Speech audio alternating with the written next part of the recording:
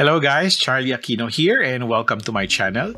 In this After Effects tutorial, tuturuan ko kayo kung paano gawin itong 8-bit look na ito inside of After Effects. So here I have this image of an emoji and we want to transform this to have an 8-bit look. So the first step na gagawin natin is to create a new adjustment layer. So let's name that adjustment layer as 8-bit.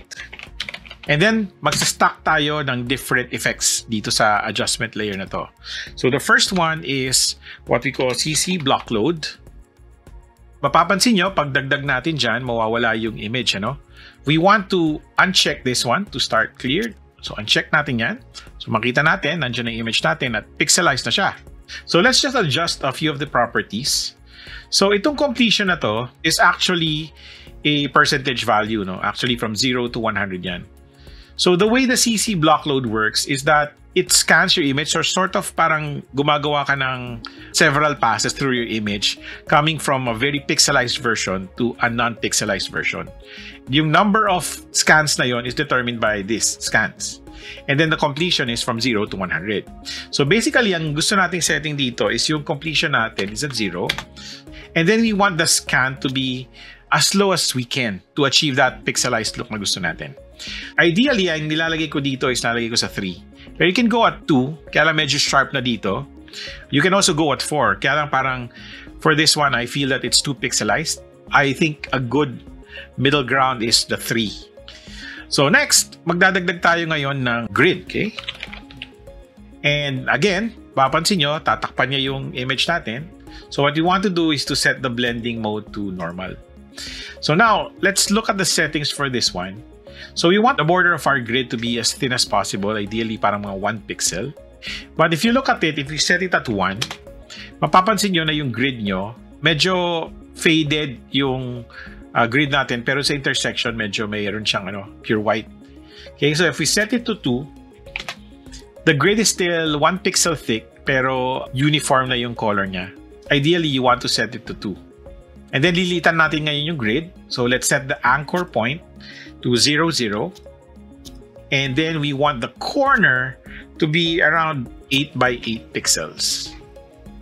So ngayon, if we look closely at it, nagmamatch closely yung grid natin with the pixels nung ating CC block load. So this is a good match.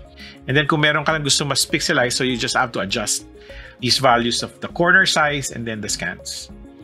Now, masyado lang maliwanag yung grid natin. So, let's reduce the opacity to, let's say, mga 20%. And then, let's even change that to have sort of a grayish tint into it.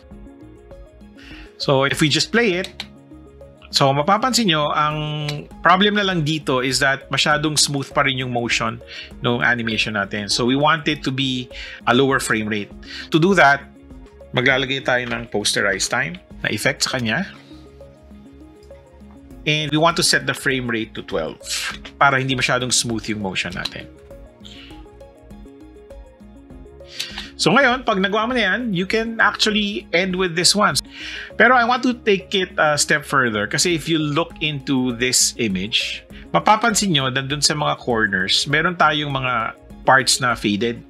That is because natively, si After Effects, meron siyang anti-aliasing na ginagawa. So, yung anti-aliasing na yon, it actually helps to transition in between different colors. Pero dun sa 8-bit look natin, ayaw natin nung nakikita natin yung transition na yon. Gusto natin medyo sharp yung color change. So, the way you can do that is to adjust the quality of your video. So, itong emoji natin, we want to change the quality sampling of it to a draft one.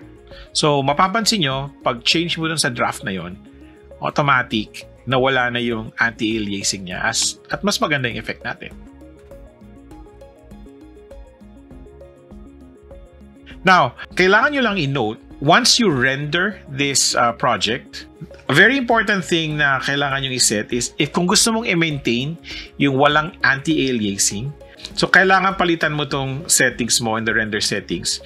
From best settings, you want to select draft para i-maintain niya yung anti-aliasing. And then, you can render it with that and then save it. So, yun yung one important step. Kasi pag hindi mo ginawa yung draft settings na yon at ni-render mo pa rin siya with the best settings, magkakaroon ka ulit ng anti-aliasing na tinanggal mo with the draft preview. So that's how easy it is to create this 8-bit look. I hope you learned something from this simple tutorial, and I'll catch you on the next video.